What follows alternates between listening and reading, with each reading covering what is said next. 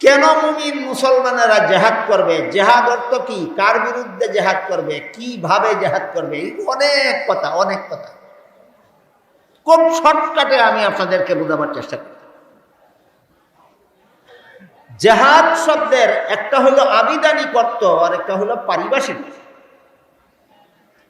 জেহাদ শব্দের আবিধানিক অর্থ হলো আল্লাহর কথার প্রাধান্য প্রতিষ্ঠার জন্য যত রকমের চেষ্টা প্রচেষ্টা চালানো হয়,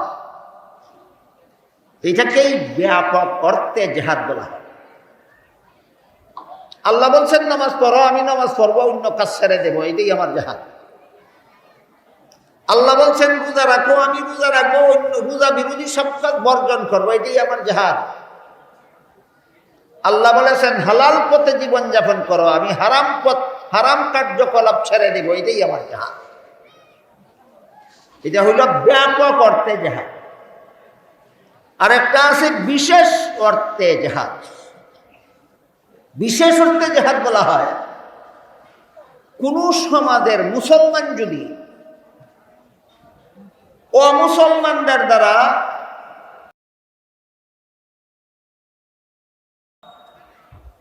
কোন সমাজের মুসলমান যদি অমুসলমানদের দ্বারা সন্ত্রাসী হামলার শিকার হয়। প্রশ্ন লাগতে পারে সন্ত্রাসী হামলা কারে করে? একটা বিশেষ রকমের হামলাকে সন্ত্রাসী হামলা বলা হয়। এই হামলাকারীরা দলবদ্ধ থাকে,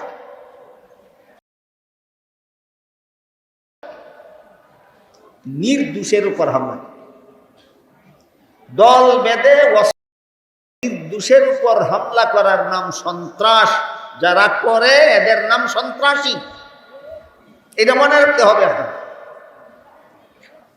তিন জিনিস একত্র হওয়ার নাম সন্ত্রাস। একটা হইল দল বাঁধা, সুতরাং একাকেও সন্ত্রাসী হতে পারে।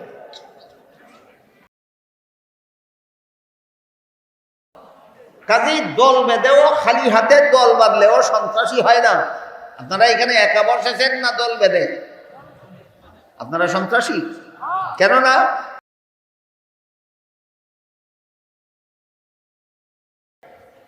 কাজেই শুধু দল বাঁধলেই সন্ত্রাসী।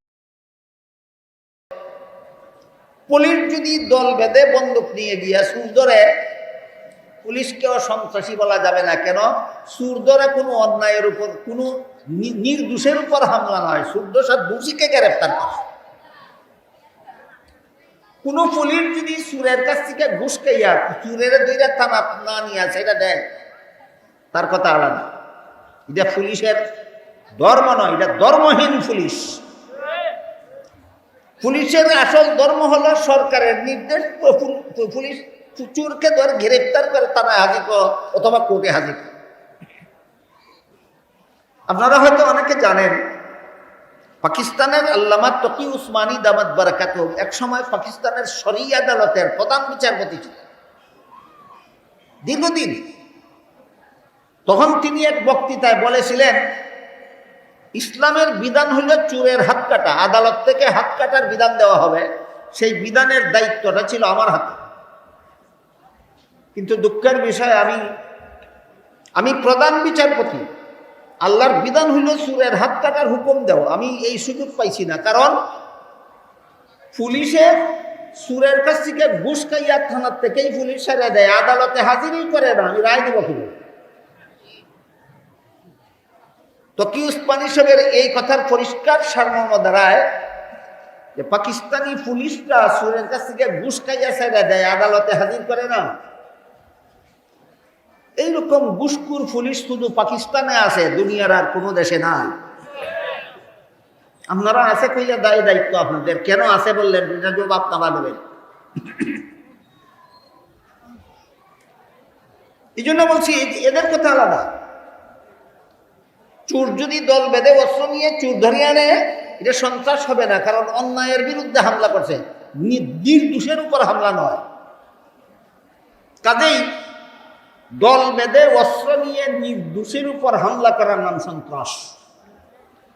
এমন সন্ত্রাসী হামলা যদি কেউ মুসলমানদের উপর করে, তাহলে ওই হামলাকারীদের বিরুদ্ধে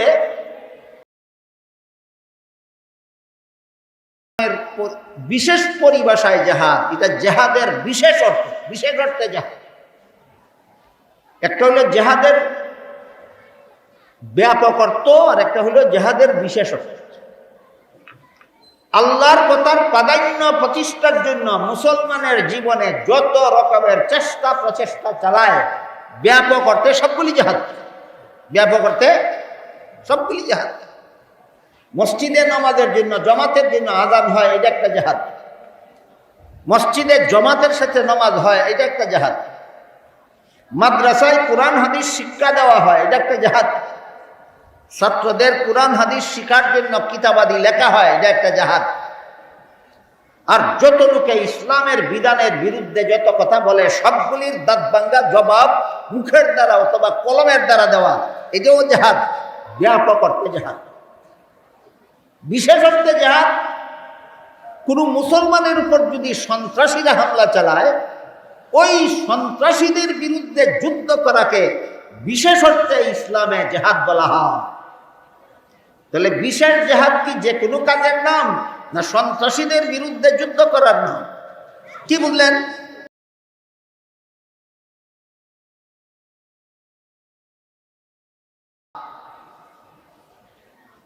এই জেহাদের বিধান আল্লাহর রসুল মক্কা শরীফ থেকে হিজরত করে মদিনা শরীফ যাওয়ার পরে আল্লাহ রসুলের উপর এই জেহাদের বিধান ফরজ করলেন রসুলের উম্মতের জন্য, এবং রসুল বলে গেছেন, আল জেহাদু মাজিন ইলা ইয়াউমিল কিয়ামা।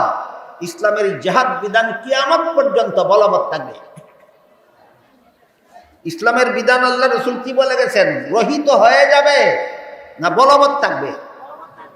নফল না ফরজ? কতদিন? কিয়ামত।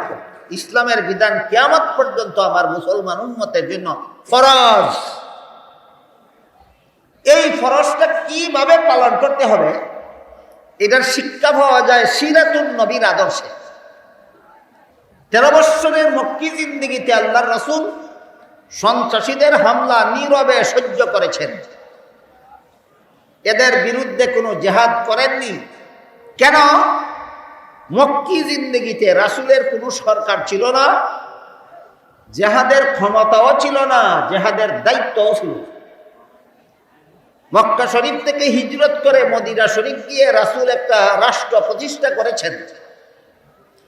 রাষ্ট্র প্রতিষ্ঠা করেছেন সরকার ছাড়া, না সরকার গঠনের মাধ্যমে? সরকার সারা দেশ চলে, সরকার গঠন করেছেন। মক্কি জিন্দেগিতে রাসূলের সরকার নাই, জেহাদের ক্ষমতাও নাই, দায়িত্বও নাই। 10 বৎসরের মাদানী জিন্দেগিতে রাসূল সরকার গঠন করেছেন। এবার জেহাদের হুকুম ফরজ হয়েছে, তোমার সরকার আছে, জেহাদের ক্ষমতাও আছে, জেহাদের দায়িত্ব আছে। তাই রাসূল করিম সাল্লাল্লাহু আলাইহি ওয়াসাল্লাম আগের বছর হিজরত করে মদিনা শরীফ গেলেন। পরের বছর ওই বদরের জেহাদে 313 জন নিরীহ মুসলমান নিয়ে 950 সন্ত্রাসীদের বিরুদ্ধে জেহাদে বাইরে গিয়ে বললেন। আমি আপনাদেরকে বোঝাতে পারলাম কিনা পরীক্ষা করার জন্য জিজ্ঞেস করব। 13 বৎসরের মক্কি জিন্দেগিতে সন্ত্রাসীদের হামলা সহ্য করলেন, জেহাদে গেলেন না কেন? সরকার নাই। জেহাদে গেলেন না কেন? সরকার নেই।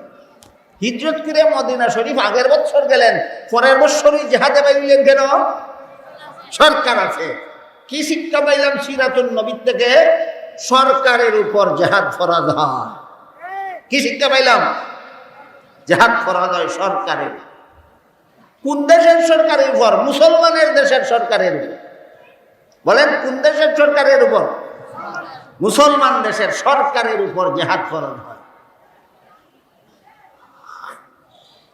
কিছু আনুষঙ্গিক কথা আছে, সেগুলি বলার আমার এখন টাইম নেই, মূল কথাগুলি বলতেছি।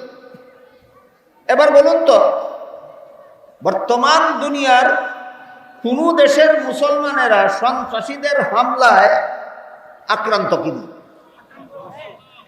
একটা দুইটা না অনেকগুলি?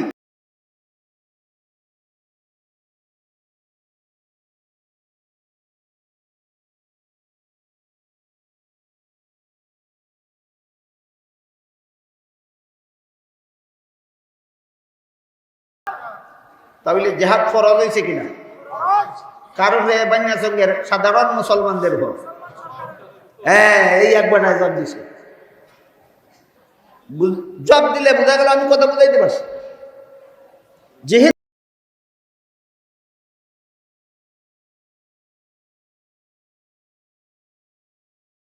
প্রায় 100 বৎসর যাবৎ, প্রায় 100 বৎসর যাবৎ, সুতরাং যতদিন পর্যন্ত মজলুম মুসলমানদেরকে সন্ত্রাসীদের হামলা থেকে রক্ষা করা না যাবে ততদিন পর্যন্ত মুসলমান সরকারদের উপর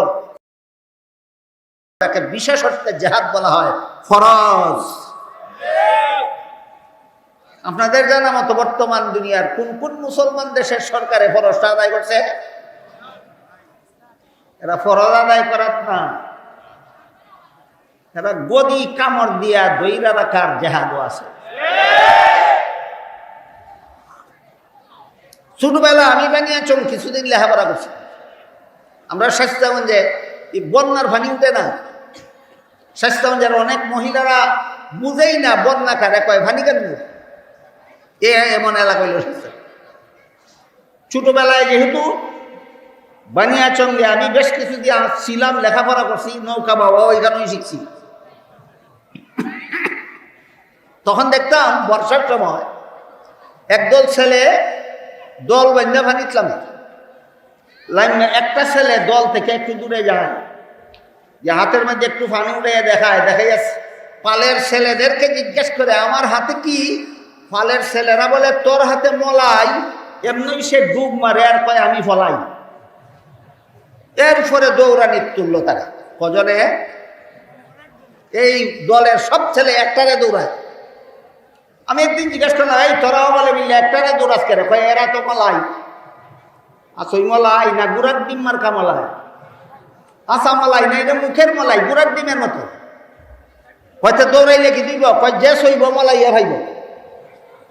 কত্তান খারুইয়া দেখলাম ইটারে হগলতায় দৌড়াইতে দৌড়াইতে একসাথে তো হগলতায় সইতে পারে না, একটাই আগে সয়, যেটাই এরে সইয়া লাগছে মলাই গেল এরা তো নিন। ওখান বাকি তাইও এটারে দৌড়ায়, আগে যেটা উন্নত দৌড়ে তো হিডায় দৌড়ায়,